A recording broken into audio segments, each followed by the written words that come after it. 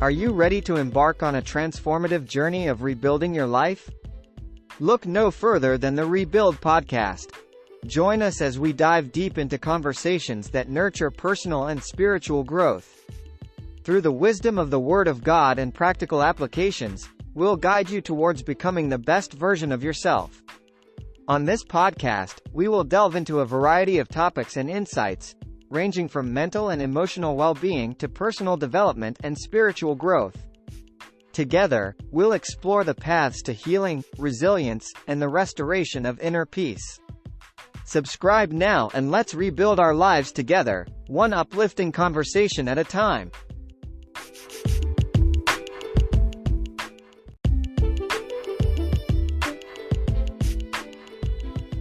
Hello, everybody, and welcome to the Rebuild Podcast. I'm your host, Sean Romy, and today I want to go to a foundational element today as a subject. This is one of those subjects that a lot of us utilize and talk about to keep us along a certain path, allowing us to be able to move and operate in a certain comfort, a certain peace of mind, giving us a means of being able to know that there's still hope. We still have a chance. We still have the ability to do what we're purposed to do. In the same regard, this is also one of those elements that can be taken advantage of and is very oftentimes misunderstood. What I want to talk about today is forgiveness. More realistically, I want to talk about why forgiveness is such a huge key element in being able to rectify, to reestablish, to connect with people, to learn, to teach, to guide, and to understand from. I want to be able to address some of the misconceptions that come with forgiveness, especially in the realm of Christianity, and being able to find a way for us to not abuse this gem of a lesson. So without further ado, let us dive into forgiveness. Now, for those that do know what it is to follow in God's image and likeness in terms of character, then we all know that in order to be saved, we oftentimes refer to Romans chapter 10, verses 9 and 10, where it lets it be known, if we confess with our mouths that Jesus is Lord and we believe that God raised him from the dead, that we will be saved. And from that place, there is a covering that takes place. And that is the first time, without realizing that is the first time that we find ourselves becoming wrapped in a place of forgiveness. In other words, think of it like having a tourniquet put on to stop the bleeding. If you know what a tourniquet is, or if you're familiar with a wrap, when you see a person who has been hurt, or some type of stabilizer to allow for them to be able to keep their body as normal as possible throughout a very traumatic process when injured. This is that same kind of element. A lot of us speak a lot on forgiveness. We talk a lot about forgiveness. We understand that it is a very, very key thing in regard to our walk. However, in this walk, in the lessons and the teachings that we give, we really do put a lot of emphasis on forgiving from the standpoint of we'll just suppress it and act like it never happened. And that's not the same as allowing for reconciliation to happen. Now, I'm not saying that we need to go and we need to establish a relationship or reestablish a relationship, but we do have to understand the dynamic of being able to rectify whatever is going on, to smooth out whatever process is needed, and to still allow for the flow that is God's will, God's purpose to flow as it needs to. When we get into the idea, and I believe it was Peter that asked this in Matthew chapter 18, it was. He says, Lord, how many times shall I forgive my brothers or sisters who sin against me? Up to 7 times? And Jesus says, I tell you, not 7, but 70 times 7. Now that's a lot when you take into consideration. And a person like me, I actually did this one. This was a long time ago. I was about 10 years old, and I remember hearing this and misunderstanding it even at that point in time. I thought about it because it didn't really, at the time, it didn't specify, right? So when it says 70 times 7, I was thinking, okay, that's 490 times. So I'm thinking lifetime, I only have 490 resets. At the time, I'm 10 years old, and my mom, my brothers, and myself, we would all sit down and we would have our moments where we would share and forgive and reconcile and all of that. So I'm thinking to myself, that's not a lot of forgiveness going on there, right? But the principle was never about it being a number. And even then, later, it goes into the dynamic of expounding on the forgiveness factor. It's not just that you do it 70 times 7. It's realistically, you want to be in a posture of forgiving every day, reconciling, rebuilding, healing every day. Right? Because you don't want to find yourself in a place where you hold grudges and you hold to certain resentments and hatreds and all kinds of other barriers and walls that can present themselves for whatever reason. Because without healing and rectifying and dealing with those things, they become very difficult for God to flow through.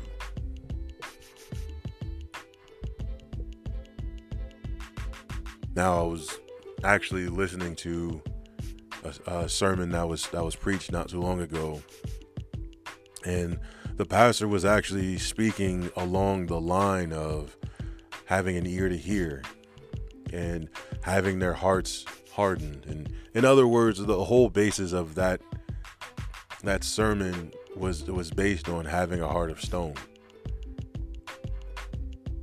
And in that place, you're being rebellious, you're not listening, not believing, so on and so forth. And the further we get into the walk, the more we would start to realize that it's the little things like this that really hold us back from being able to be what we're supposed to be. Now, they may be big deals to us, and they are big deals, but in the grand scheme of things, they're really small. And a lot of times insignificant, especially if we go back and really look at what may have caused the wall or the barrier in the first place.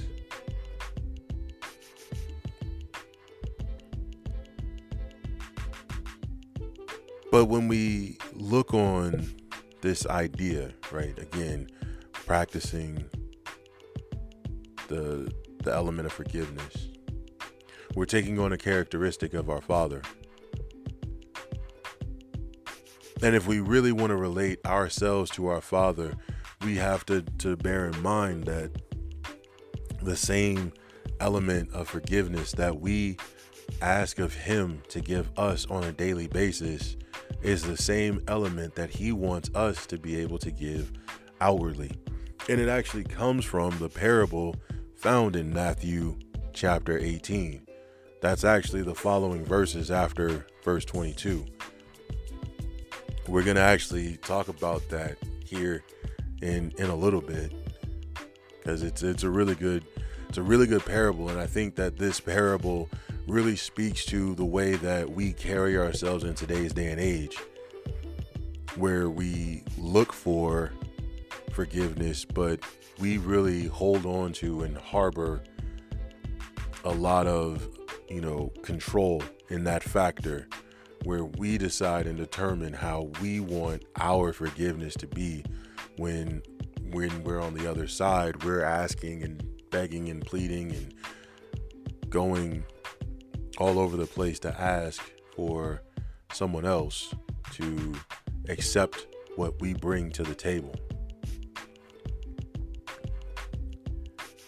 And that's never a good thing.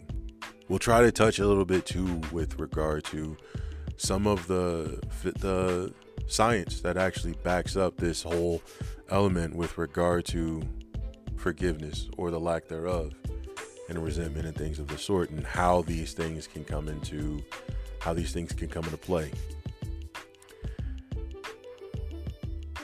Now, we already talked about what the element of forgiveness is, right? It's one of the foundational pieces to God's will and purpose, and in terms of allowing us to be whole. Now, when we talk about unconditional love, for something to be considered unconditional, there's nothing limited to it, right? There's no boundaries, there's no conditions, there's no parameters, there's nothing of the sort, right? It is what it is, right? A lot of us think of unconditional love. One way that we can think of it is through our children, if you're parents, or through your parents, if you're children, right? We take under the notion that our parents or our children love us no matter what, through the good, through the bad, through the ugly. And that's one of the ways that God wants us to see that, right? When we see our children and they're doing the things that they're doing, they may step out of line. They may find themselves wanting to be their own person. Another great example of this we could look at comes from the prodigal son. Here's a young man who decided that he wanted to be his own person, and he left. He took his inheritance and he left, and he went and figured that he would live his life better than what he could have in his father's home. And in that process, he goes out and he finds out that the world is a lot rougher, a lot worse, a lot more brutal than what he would have experienced at home. And I'm not saying that his home life was brutal, but you can imagine, here it is, a young man who maybe didn't want to feel as if he had to follow certain instructions and rules and regulations and everything else of the sort, and he probably felt as if he was man enough already to take care of himself. Right? We can take to the Lion King with regard to this too, because when Simba finds out that he's going to be the next in line to be king, he thinks being king is just kind of doing whatever you want, until he learns and realizes in the time that he's away and he finds himself and he understands his purpose, that it's bigger than just doing what you want, but you have a huge responsibility and servitude. And that kind of comes into the same place with regard to this prodigal son. He goes out and he realizes that the world really means him no good. He's better off back at home with his family. And even if he comes back into the family, into the household, just to be a worker, just to be connected, he will take that. But his father welcomes him back in with open arms, because it's his son. He's just happy for his son to be home. right? That's what we would call unconditional love. Even though he might have left and said what he said and did what he did, he's still going to receive his child because that's his child. That's the same thing that God does for us. Yes, when we were born in sin. And you go back into the story of Adam and Eve, and we get into that whole dynamic. And of course, every generation after Adam and Eve is born into sin. But just like the prodigal sons, we all can find ourselves coming back home because we call God our Father. And if we call God our Father, then that means that he wants us to be home with him. And part of being in a place of unconditional love is opening ourselves up to be receptive, even from a standpoint where people don't deserve it. And I hate really using that phrase because what we're saying at that point is we're really saying that there's a condition to it. And that keeps us separated in a lot of senses. It's one of the challenges that we have with practicing forgiveness is we put that caveat there. Well, you really don't deserve it, so I'm going to do it even though you don't deserve it. Then it's not really genuine and it's really not unconditional. And we practice this way, and it really makes it difficult for us to be able to move forward and to heal as we need to. In fact, when we go into the parable, the parable of the unforgiving servant in Matthew 18, we talk about a servant who owed a king, who was ready to settle all of his debts. He didn't have the money to pay.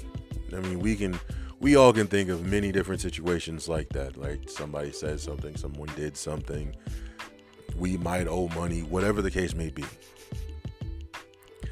And we might not be in a place to reconcile, whatever that reconciliation may be. And we're begging and pleading, we're begging and pleading and begging and pleading and begging and pleading. And finally, things might be cleared. You might get a clean slate. Great. Now, for every person that finds themselves on the one end of the spectrum being the one asking for forgiveness, we also know what it's like to be the one being asked for forgiveness. And that's exactly where this servant finds himself.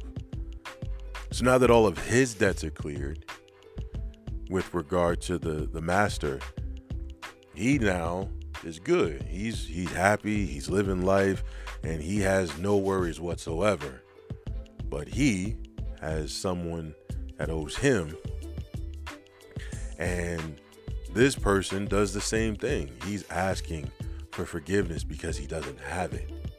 I don't have it. I'm sorry. Please forgive me, so on and so forth, and so on and so forth.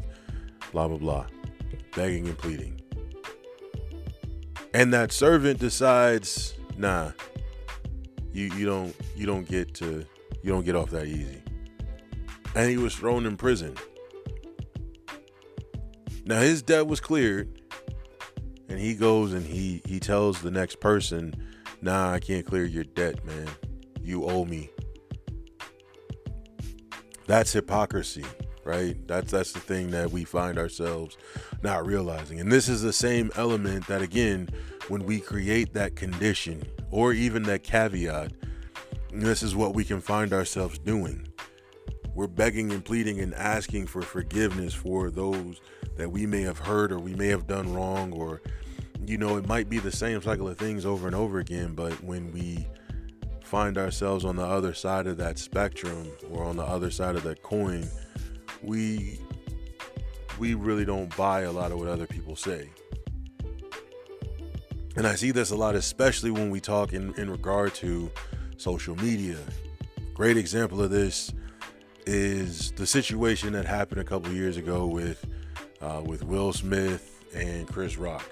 Everybody made that a big deal, and it was a big deal. I get it, but in the same token, you're talking about a very emotional moment. You're talking about a lot of factors that come into play. You talk about a lot of things that may not have been taken into consideration, especially for a lot of people that were on the outside looking into this thing. And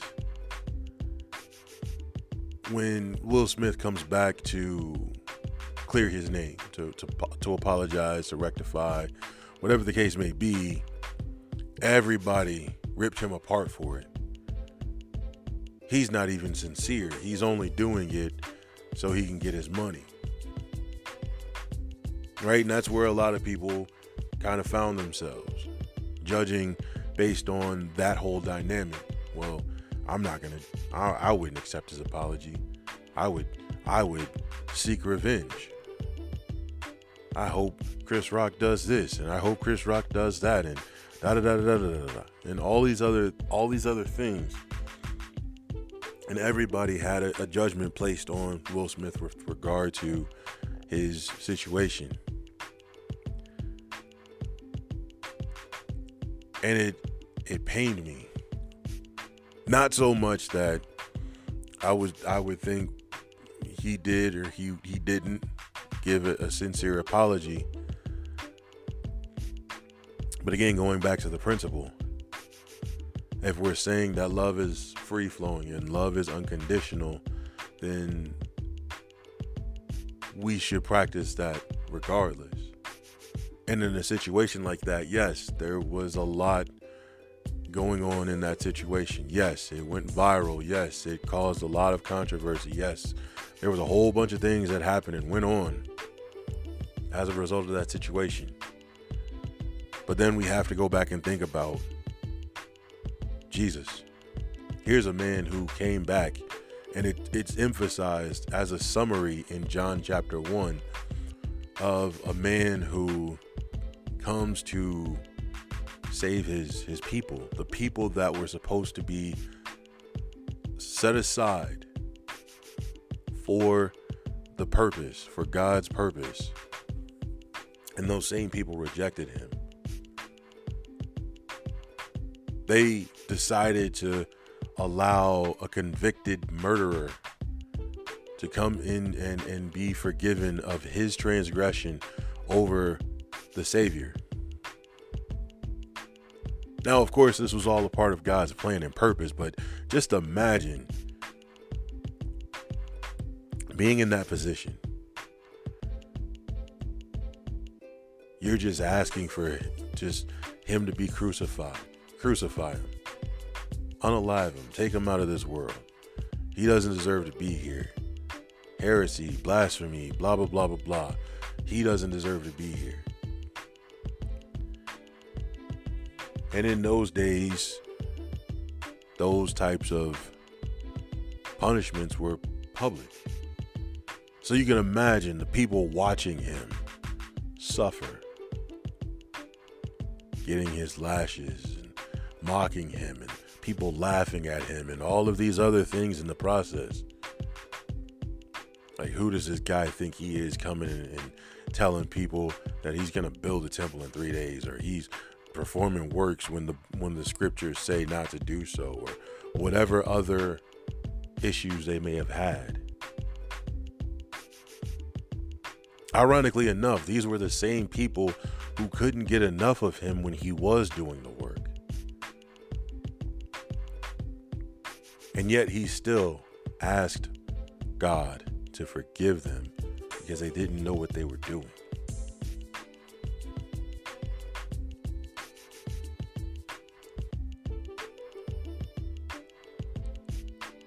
That's really powerful when you think about it. To still take the high ground, to take the high road, to do what is purposeful, to do what was God's will. Even when in situations like that, the people might not have deserved it.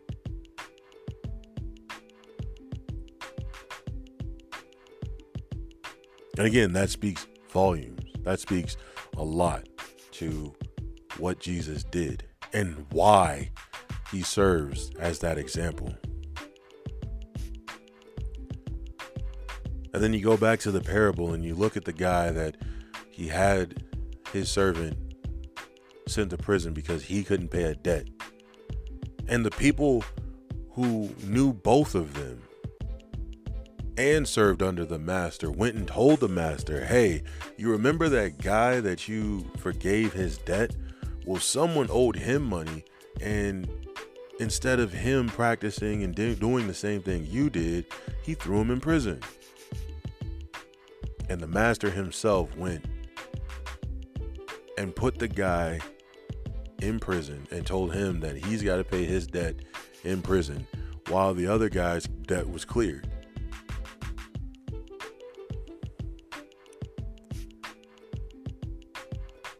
And when we think about that dynamic, really sit down and think about how, we find ourselves looking at forgiveness. We know that it's supposed to be the thing to practice, but then we turn ourselves into that servant. In some cases, we become the element of vengeance. Everything is always about the get back. Oh, I got to make sure that they pay. I got to make sure that they remember what they did. I know in today's day and age, we make a lot of things in this element really light. We create jokes about people holding on to pain and resentment. We may make a lot of comedy sketches about these types of things. We place them all over social media and flood social media with all of this stuff, and everybody putting forth some type of analysis or some type of rhetoric to go back and say that, yeah, that person should be in this place and that person should be in that place. And we don't realize just how much we really struggle with this dynamic of really getting into forgiveness. Another good example of this comes from the realm of the civil rights movement, or many of the other movements that we've seen happen over the last 100 years or so. And all of the different prejudices that have taken place. And you find those that were in a position of being the oppressed ever so often going back and reminding those that were the oppressors, hey, you guys did us wrong. You need to fix this problem. And those that were the oppressors saying in those situations, nah, you just need to let it go. That time has come and gone. And the continuous back and forth of that dynamic. And while a lot of us might not think of it from that perspective, think about it from a smaller aspect. And this is exactly what the history of our country, you can say, looks like from that regard. The same men and women who were fighting for freedom, separation from the rule and the oppression of the British colony, or the British rule, also found themselves taking advantage of those that didn't have a voice. One of the ways that this country became the power that it did, and I'm not speaking this to get into a political fight or anything of the sort, but you can see the dynamic of how this plays itself out. And again, that's not what God wants. In fact, as we just talked about earlier throughout this process, it's about being in a place of unconditional love. To have unconditional love is to have a certain look of no barriers, no limits, nothing along that line. In fact, to look at the dynamic, or to look at the definition of forgiveness, or to forgive for that matter, excuse me, is to cease to feel resentment against, to pardon. In other words, we're not allowing for whatever pain that happened to us to take charge over us.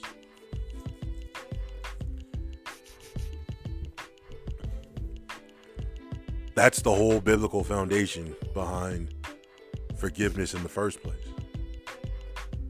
is to allow for ourselves to wipe the slate clean for those that may have done something to us. The same way that we ask for God to let those things go within us.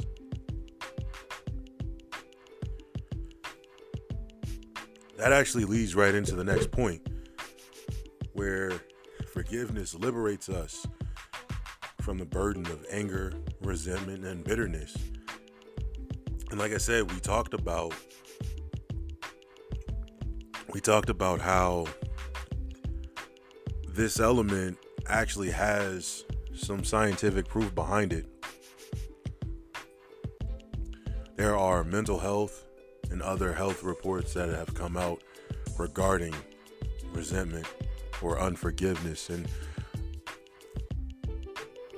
you are more likely to have heart-related problems and stress-related problems as a result of holding these things in. The stresses, physical pains can come as a result of holding that in, not allowing yourselves to let go and make peace with, even from the standpoint of memory. I was actually having a conversation with someone about this not too long ago, and they were asking, or they were actually telling them, they were talking to me about not being able to remember things and feeling a certain kind of way because they've forgotten a lot of things and they don't remember certain elements to certain things. And I remember saying, yeah, it's because we've learned to hold on to a lot of burdens, a lot of anger, a lot of resentment, a lot of bitterness towards whatever offenses there may have been. And you think about the different types of offenses that have taken place. And I understand, especially with where we are in today's day and age, we like to put a hierarchy on different types of offenses. Well, murder is the ultimate offense, and then comes sexual abuse, and then there's verbal abuse, and then there's physical abuse, and then there's this, and then there's that. And before you know it, we're trying to figure out where this thing sits on the spectrum and how we deserve or how we feel about allowing someone to be pardoned for crossing that line. And a lot of us will hold to the pain. Well, because you did this, this will never be this, or that'll never be that, and I'm just not going to let it go. Well, when we do that, that creates a lot of problems for us. Physically, mentally, emotionally. Makes it hard to move on. In fact, to make this point even more plain and hit home even harder, I was talking with a person. They were actually working on and trying to get a certain opportunity, and they were feeling really good about themselves. They actually felt as if they had an opportunity for something great to happen, and they were on a high. And not long after being on that high, they immediately came back and asked, why do I feel like something bad is about to happen? Like, why don't I feel happy? And I talked to him about it. I was like, yeah, this is self-sabotage. See, another one of those elements that we kind of miss with regard to forgiving or making peace or resolving the resentment, whether we feel as if it's deserved or not, is we create cycles. And if I've been in a cycle, in an environment where I'm constantly in a chaotic environment, and I'm allowing this chaos to dictate and navigate how I feel, especially when things are in a great space, that's eventually going to become the norm. So then I'll find myself not really being optimistic about much of anything, because once I'm optimistic about something, it all comes crashing right back down. I see this dynamic happen a lot with a lot of us. We might be on a really high, and in a brief moment, some small minor inconvenience may come and it wrecks the entire rest of our day. The mood, the atmosphere, the feeling, the thought, whatever you want to call it. So much so to the point that we don't want to deal with anything. We don't want to be around anybody. We don't want to talk to anybody. We don't even want to be in our own skin, let alone being in the presence of someone else. And we'll sulk and we'll wallow and we become frustrated and we let that fester. And then we're right back to where we're comfortable. A lot of us don't realize how comforting it is to be in a place that's chaotic if that's what we're accustomed to. I do appreciate this generation, not to say that other generations were unaware of these things, but I do appreciate this generation for taking the time to make this a known thing now. To express that it's okay to not be okay. And not only that, but to express that there are issues and problems going on, so we don't find ourselves trying to pretend as if everything is okay.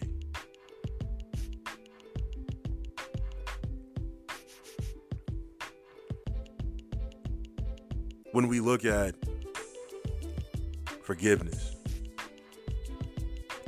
when we look at the dynamic of allowing ourselves to clear the slate, allowing ourselves to let go of said baggage, it allows for us to be able to fill those voids up now with God's statutes, God's will, God's love, God's presence, God's mercy, God's grace. It allows us to be able to see things in a different light. It places us in a position where we learn how to become more trusting of who our Father is, as well as giving us a greater identity of who we are. Again, one of the things I always find interesting with regard to the way that we identify ourselves, we all say that the Bible says that we're made in God's image and likeness. And while the Bible says that, we agree to it. But that's the only place where we agree to it. We don't see it outside of the Bible. But allowing ourselves to be able to forgive and to let go of all of the resentments, to remove some of the veils and some of the brokenness and the shadows and the suppressed things, allow us to be able to see Him in this natural element. That's what God wants in the first place. That was why He created this place. It allows us to be able to see how the spiritual element and the natural element work well together. They're not enemies with one another. They're actually allies. It allows us to be able to see how we can take our situations and be able to help other people. And not from the standpoint of trying to have the one up or the upper hand or the last laugh. Because that's also not God's principle. Although we know that we don't deserve the mercy and grace that He bestows upon us, He also does it because He loves us. And when we recognize that in that element in the natural, we can practice that with our brothers and sisters and it not be a caveat. For those of you that might be trying to listen to find a contradiction, you can try to insert that there if you want to. But do understand that the difference between the caveat as spoken earlier and the caveat in this case is the mindset. If I'm doing it from the standpoint of, well, you don't deserve it, but I'm going to do it anyway, you're making it more about you than it is about reconciliation. And that takes away from God. When God does it, and he stands on the principle that he wants us to have it, even though we don't deserve it, because of the nature that we have, he also takes into consideration the bigger picture. A lot of us really are in places where we're trying and we're working and we're in process. He honors that. We take it from an us perspective. He takes it from an everything perspective. That's the difference.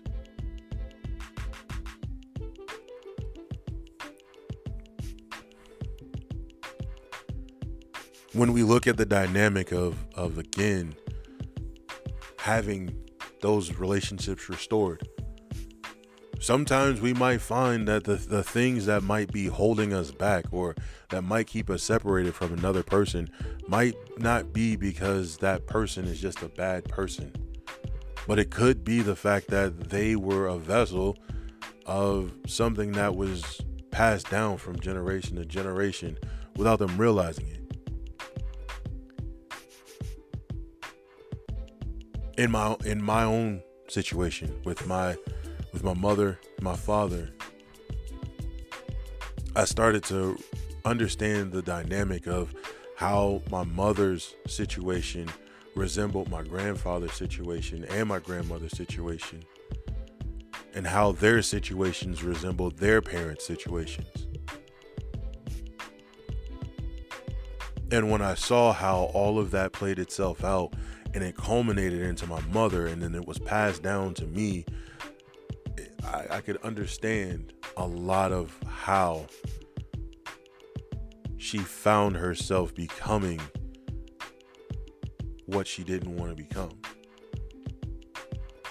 And it's not that she didn't want to become it from the standpoint that she was trying to separate herself from her family or her bloodline.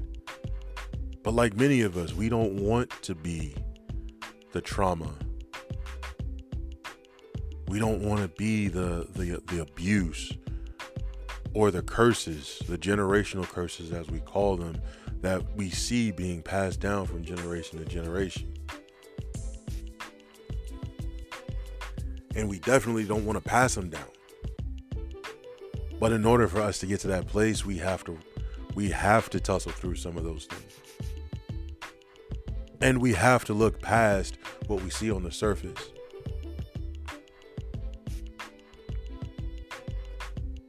That's part of the transformation, if you will, when it comes to forgiving, because we're looking past the surface. I have to look past the fact that you said this or you did this. I can see a certain element within you that you might not be able to see within you, especially if I've learned and become accustomed to forgiving and healing as God intended. Because that clarity allows me to see, oh, your abuse wasn't really you being abusive because you were just an abusive person.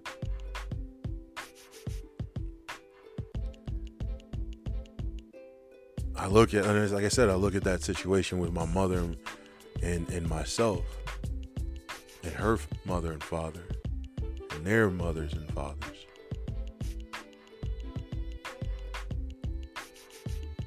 And I can understand, I can see how it plays itself out. Different levels of self-sabotage, different levels of identity crisis, different levels of personal pain. not having a place to be able to express themselves, being connected to and tied to and attached to toxicity, being comfortable in the chaos.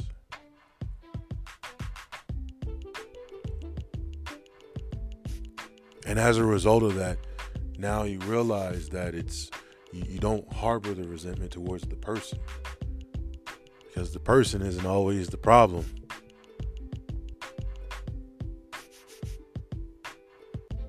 As you might not take into consideration, but it makes sense.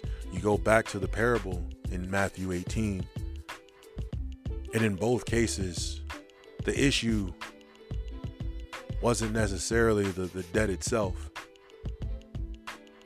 I mean, clearly the master had the money. He really didn't have to worry about clearing and settling the debt at all, right? It was the principle behind it, but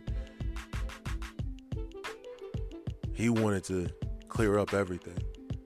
He wanted no loose ends. He wanted no ties, right? And the person that was coming to him and asking for clearance of debts knew that he couldn't pay the price himself. It was too much. This is the same thing that we have to take into consideration when operating in God's will and purpose. We're not going to be able to pay that debt. And it's not that we can't pay the debt because we don't have the unction to be able to pay the debt. We know the debt's going to have to be paid eventually.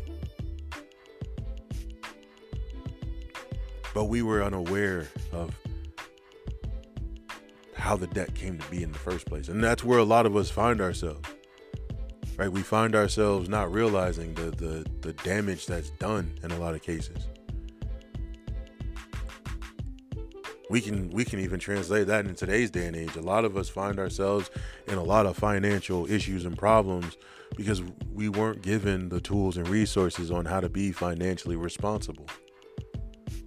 And so we're having to learn and fight and claw, and we might make some emotional decisions that might make the situation a lot worse, and we're looking for a quick way out, and so many other things that we end up becoming more and more frustrated behind, and we're begging and pleading for some type of relief somewhere.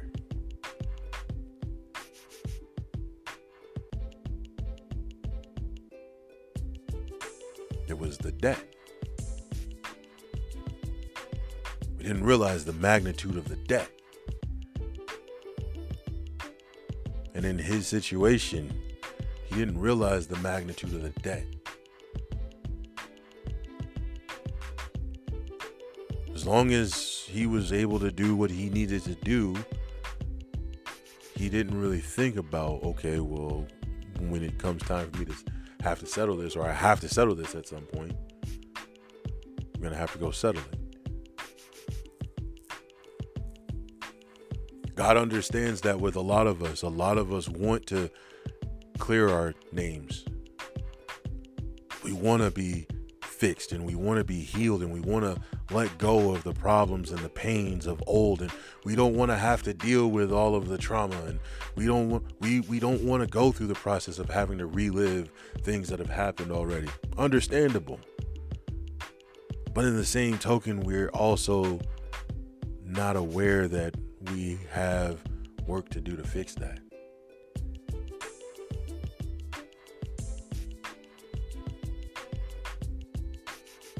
Instead of us going and fixing the problem or working on the problem, we want the quick fix.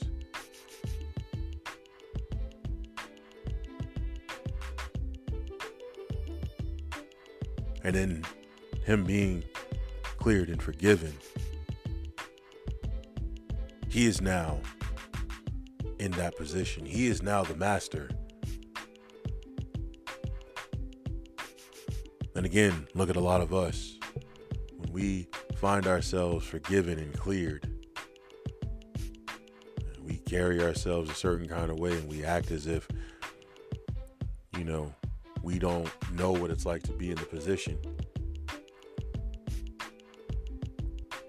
And we pass judgment.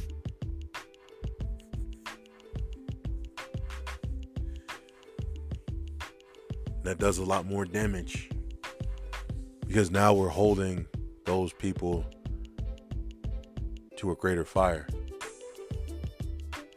when we didn't have that same problem, or we might not have been held to the same fire. This actually becomes one of the difficulties with forgiving. And I do understand that a lot of us go through some pains that go really, really deep, especially when you're talking about abandonment, when you're talking about neglect, when you're talking about abuses of all different forms. I understand that. I've lived through some of them in different capacities and different stages of life. I understand.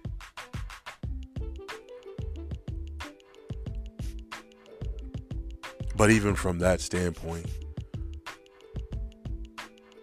we have to ask ourselves what's more important.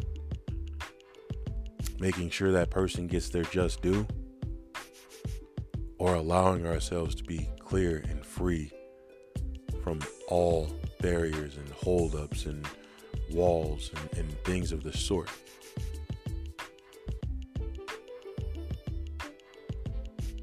Because what we find ourselves becoming is when we forgive and we let go, we can find ourselves now being able to help others to do the same. This goes back into the purpose that was given to us in Genesis chapter 1, where we're told to be fruitful. This is another aspect, another avenue of being fruitful, because we're taking something that was given to us in a spiritual sense. We can apply it in the natural sense. We're bringing forth life, because that's what forgiveness does, right? It transforms, it restores, it brings together, it fosters relationships. We can take that and spread that to other people so they know exactly how to carry themselves. We're cultivating in that regard, being whole.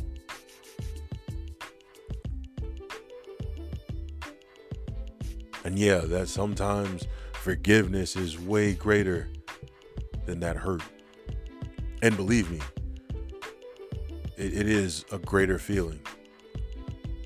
I held a resentment towards an entire town for over 20 years.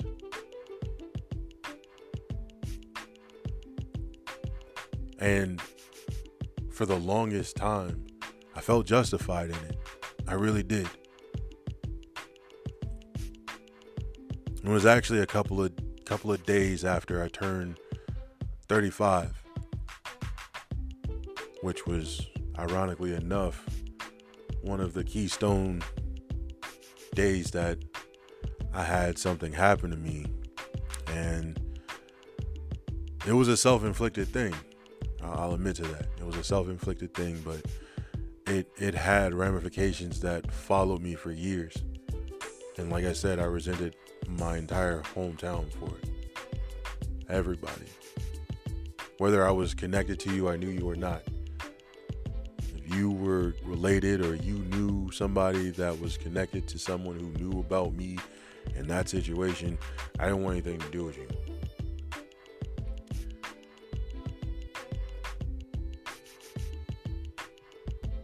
And reality started to set in. And I started to see, classmates and other former students being taken away, whether it be passing away or being taken, going into the prison system. 10, 12, 14, 20, 25, 30, 40, 50, life gone. And when the reality starts to set in and life starts to happen and you're starting to see people coming into different places and being in different places and having to deal with different things and whatever the case may be, is it really that important for me to still hold on to the resentment of something that happened so many years ago? No. Even if other people might still hold to it and treat it as if it's something that happened yesterday, that's fine. I'm okay with that. I've learned to make peace with it. I've learned not to allow that to become the only thing about me. Not only that, but then I've also had to posture myself and realize that in some cases, I was the antagonist behind some of the things that happened to me. And it was in that moment, at that time, where everything changed. And from that place, it transitioned from that to my mother and father, to my ex-wife.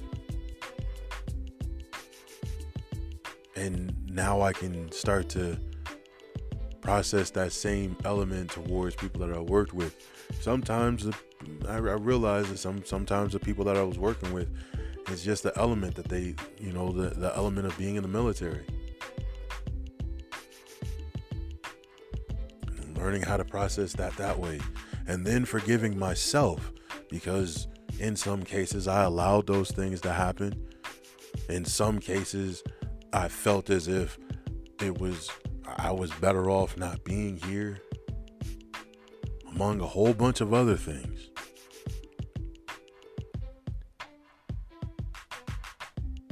And in that process of being able to make peace, in that process of being able to let all of that go, I could say it's been great.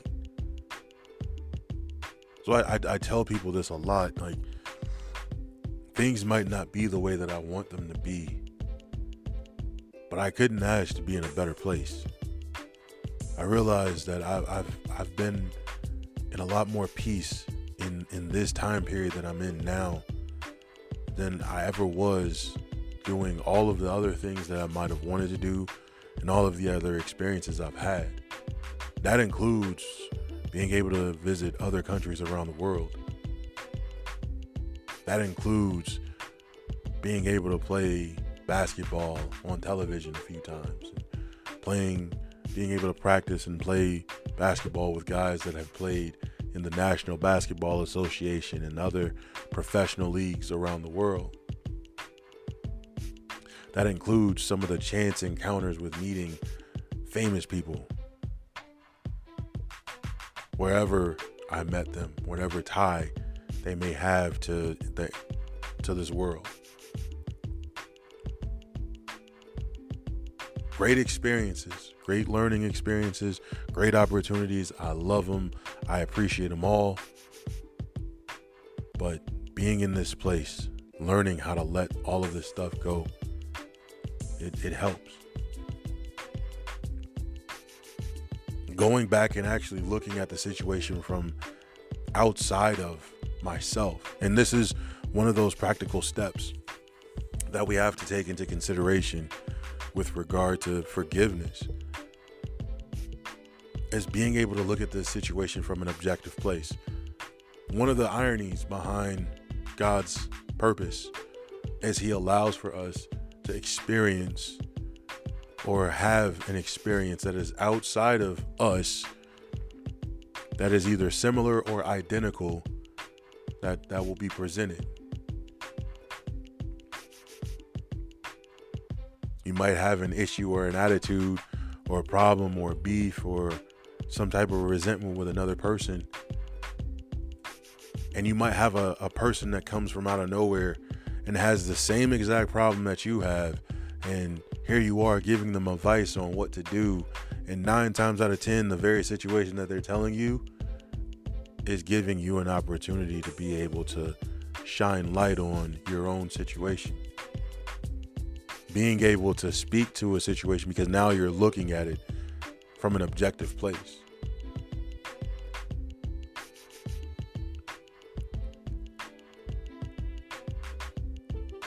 This is the beauty of the connection that we have, right? I know this doesn't sound like it would apply, but it also makes sense. And that's where two or more are gathered together in God's presence. He's in the midst. And if we say that God is everywhere, then you can imagine he's with all of us, and he's in the midst of us and everything, and he's finding ways to get us to see whatever it is that needs to be seen so that we can grow, we can evolve, we can elevate, we can let go, we can release, we can make peace.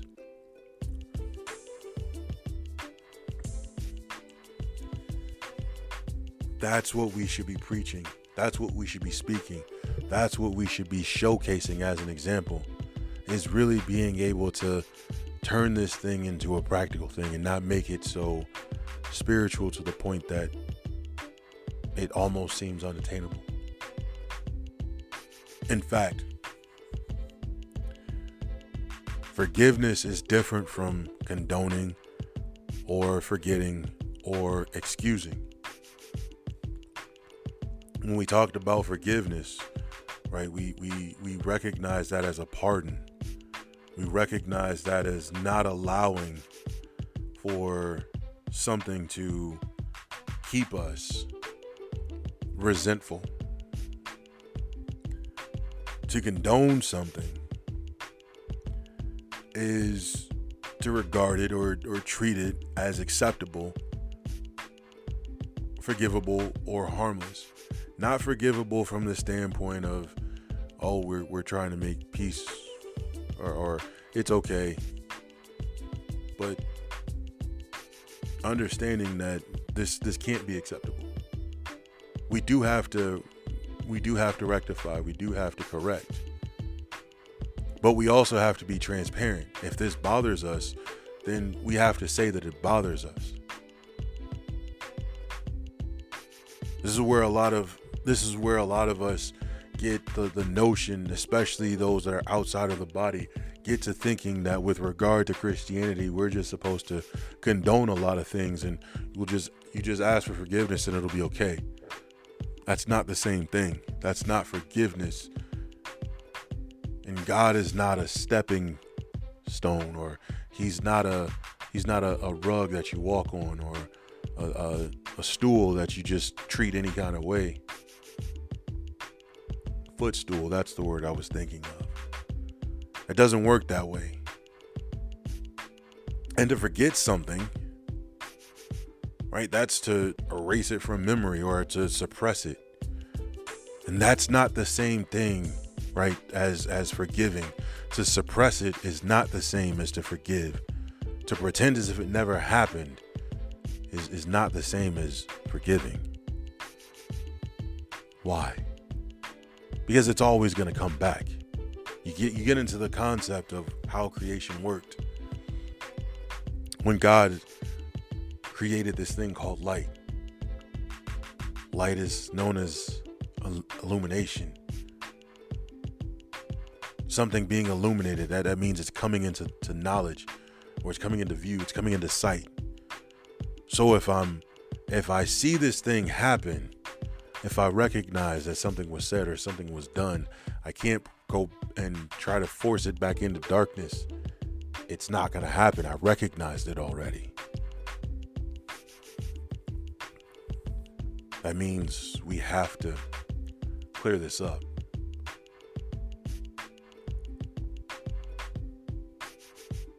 We're not supposed to allow that to happen, because once we do, and again, a lot of people find out that someone will take advantage of that. And that's not how that's supposed to work.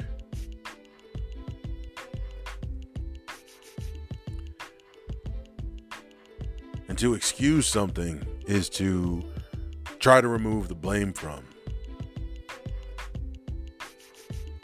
or to serve an excuse to.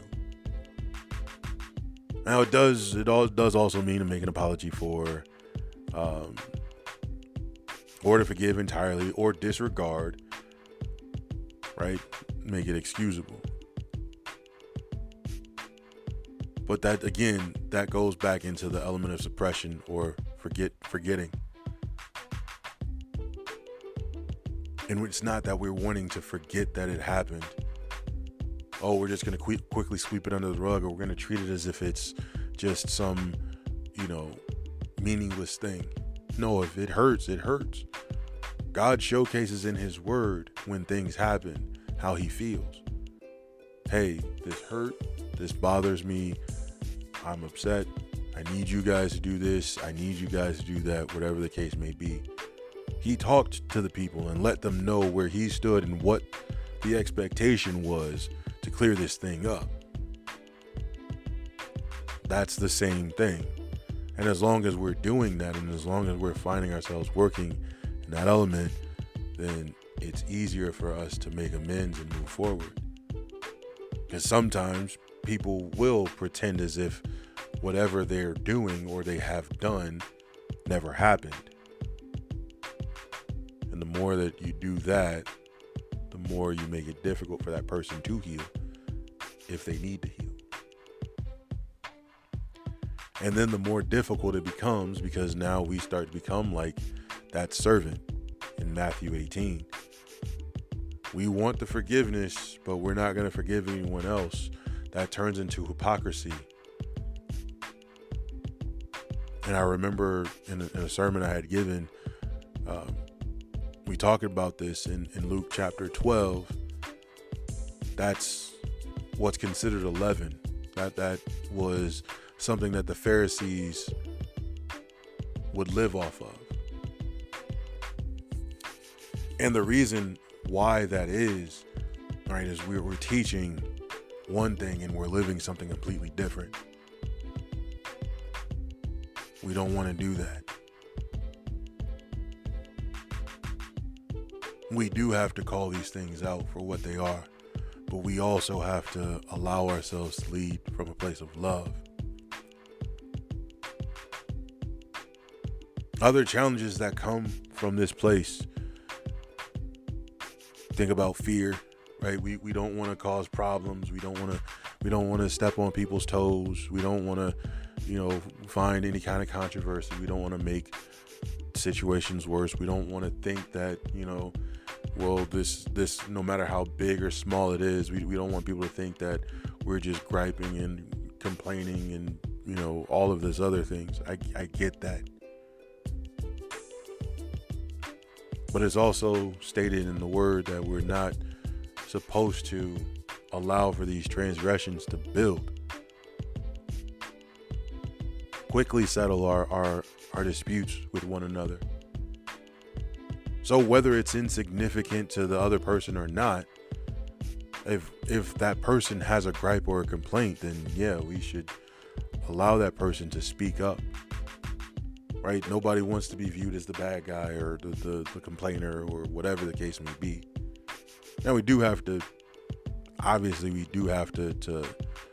take into consideration our heart in the matter too. Right? We don't want to be nitpickers to be in that place. Another thing that hurts, and they kind of tie in together, our pride and the desire for revenge. Now, God says in his word in multiple places that vengeance is his. So there's no need for us to go after these things. And he is the one that's ultimately going to judge all of us anyway. And rightfully so, because he knows a lot more about what's going on than we do. We don't take into consideration the factors that also go unnoticed. Like I said, there are things that get passed down, and I think we talked about this in the power of B, where there are things that happen in the spiritual that we also don't account for, right? The spiritual things get passed down like DNA, just like our biological elements do. And we want to make sure that, we can recognize those things. And sometimes we don't. And it's understandable. Again, we find ourselves in places where, we haven't been taught that. We haven't been exposed to it. We haven't really sought these things out. But when we do find ourselves in a place where we can recognize those things, that does play a huge factor to where, the person might have got you. You might want that get back. But at what cost? Another area in the word where this kind of plays a huge part is God talking about not allowing our good character to be evil spoken of, or our good works to be evil spoken of. This is another way where that can come into play. So if I do decide to go get my get back, guess what's going to happen? I'm now going to take matters into my own hands, and now that person who might have once believed in me because of the character that I carried and I exuded, they're now going to hold that over my head and remind me time and time again that I'm no different because I did exactly what they would have did. That's not God. We don't want to be fearful. We don't want to be proud, right? We don't want to feel as if it's beneath us to go and ask for forgiveness or to forgive. Because we all find ourselves, like I said, we all find ourselves like that servant in Matthew 18. I might be the one to ask and beg for forgiveness from someone on one side, and someone might be coming to ask me for forgiveness. I can't demand something that I'm not willing to give. That is hypocrisy.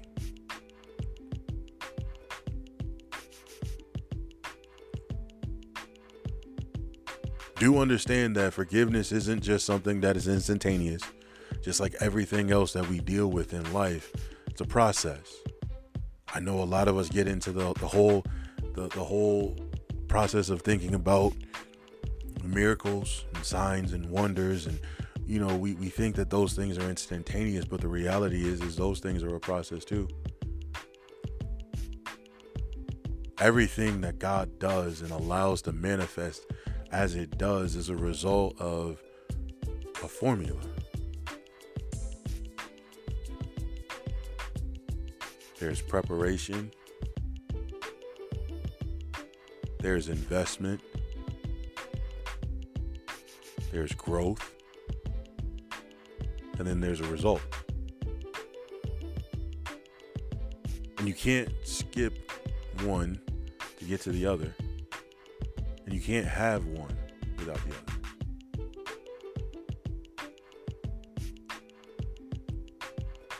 And I think once we realize that and we recognize that, then we'll understand that it's okay to allow for ourselves to have that process time. Because I think that also plays a part in some of the fears, some of the pride that we carry, right? We might not want a person to take their time or to process through the situation to forgive.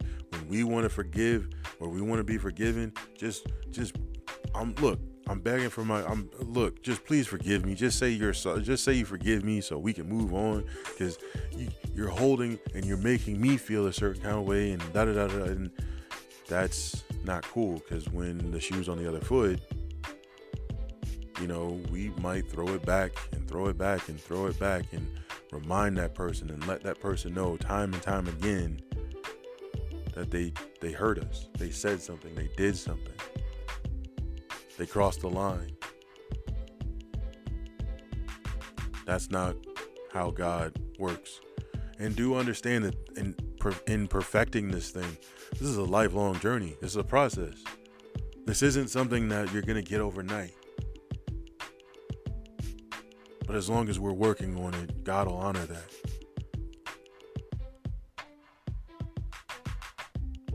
And again, it's not just about forgiving other people, right? I know we always preach or we speak from the perspective of one person doing something to someone else. But sometimes we do things to hurt ourselves. We might trespass or transgress against ourselves. We might break a vow or a promise that we may have made ourselves and we hurt. We may blame ourselves for some things that might not have been in our control. I know for a lot of people that go through certain types of abuse, this is one of those elements that becomes a norm. I feel a certain kind of way. I blame myself because why would I allow such a thing to happen? Man, I can't believe I let that happen. Sometimes you might not have had knowledge of that thing. Sometimes you might not have had the power. Right? A lot of, especially those people that are victims of certain types of abuses, especially if they were young. You don't know. You don't recognize that there's something wrong happening. Or if you do recognize it, how do you articulate it? Especially if you're unaware of what that thing looks like.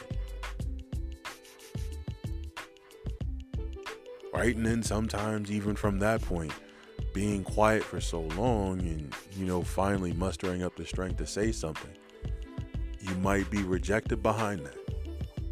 Why wouldn't you say it then? Right? Sometimes that happens. Some people might not know how to relate to being in a place like that. Some people might have been taught in some cases to be quiet because that might have been something that happened to them. They're practicing what they know.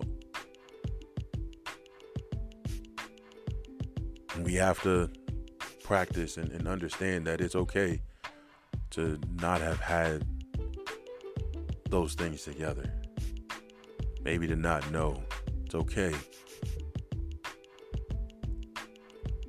But when we incorporate this element in our lives, this forgiveness factor, when we find ourselves working and operating and being free from boundaries and binds and bonds and yokes and holds and strongholds and resentments and unforgiveness and all of these other things, we realize that our lives become a lot easier. We don't welcome a lot of things into our lives.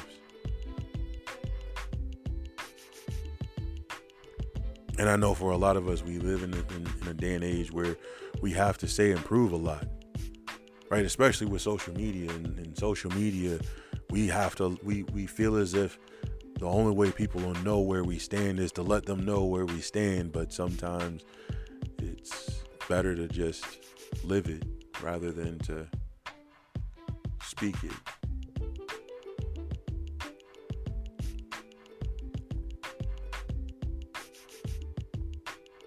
In this day and age, forgiveness it's something that we should really take full advantage of.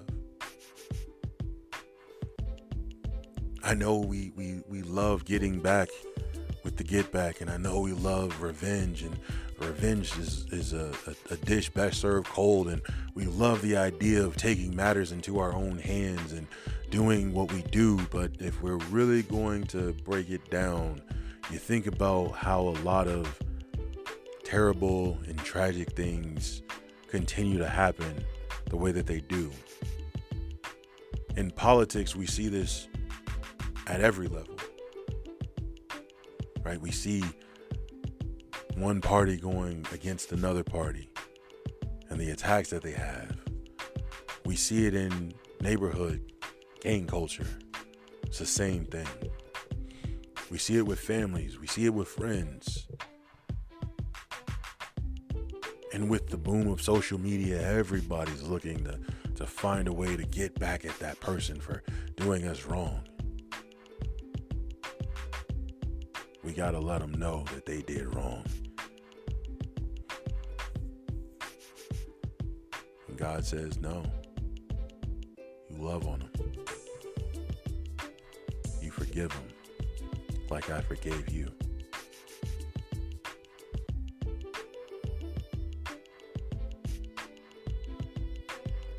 Forgiveness is just like love, because they're one and the same. Can't say that I love someone if I'm not willing to forgive them. And I can't say that I love like God loves if I can't forgive.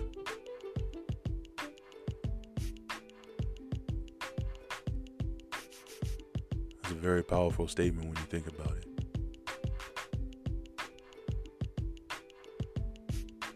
Lord, I thank you for today. I thank you for allowing us to be able to see this element of forgiveness. I pray, God, that we find ourselves being able to operate in that. Lord, I pray that we grasp a hold of your word,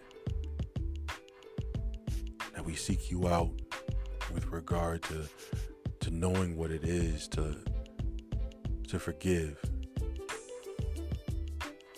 not to suppress, not to condone, not to excuse, but to really forgive, to make amends. I pray, Father, that we find ourselves building and not burning and tearing down, that we find ourselves joining and conjoining and not isolating. Father, you told us to build, to cultivate, to spread knowledge, wisdom, and understanding. And I pray, Father, that we operate in that as your will states, as you will for us, as you ask of us.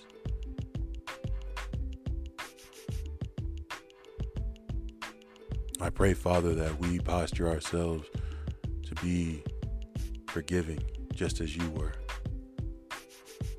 That every day that we bear our crosses, that every day that we find ourselves being crucified for whatever problems or issues or situations that we may find ourselves in, that we're able to let go, that we're able to make peace.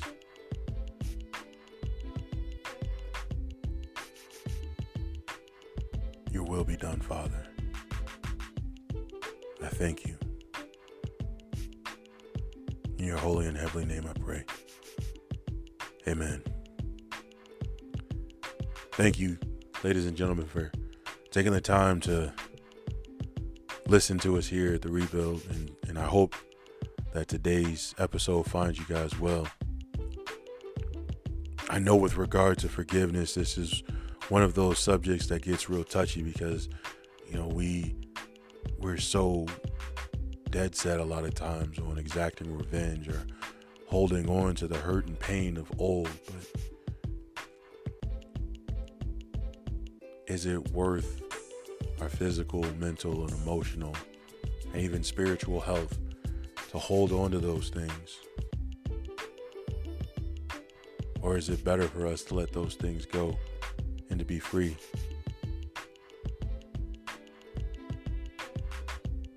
I pray that we choose the latter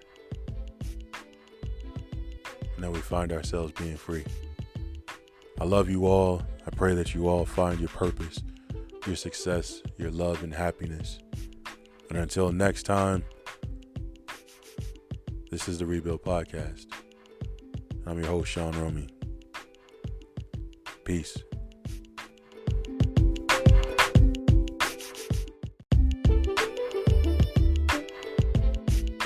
Thanks for listening. If you enjoyed this episode and you'd like to help support the podcast, please share it with others, post about it on social media, or leave a rating and review. Tune in weekly as we dive into topics such as finding your calling, overcoming obstacles, building resilience, and strengthening your relationship with God. If you're ready to embark on a transformative journey of faith and personal growth, then join us on the Rebuild Podcast. Together, let's build a solid foundation that aligns with God's will and leads us to a life of purpose and fulfillment.